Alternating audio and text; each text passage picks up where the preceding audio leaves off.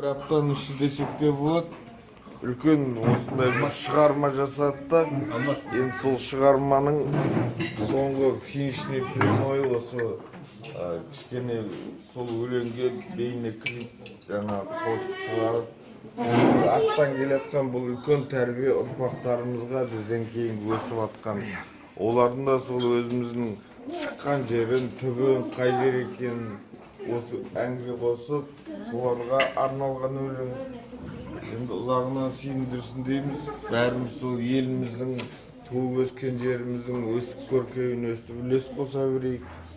Сол өсіп шыққан бала шағамызда сол еліміздің атына, затына, тұрған жеріне сай үлкен азаматтар бол, осы өзіміздің қазақ елі деген егеменді елімізге белді азаматтары бол. Ал осы жақсы күніміз бас қосып өсіп тойлай берейік. Рахмет барлықтарыңызға. Сізге де рахмет.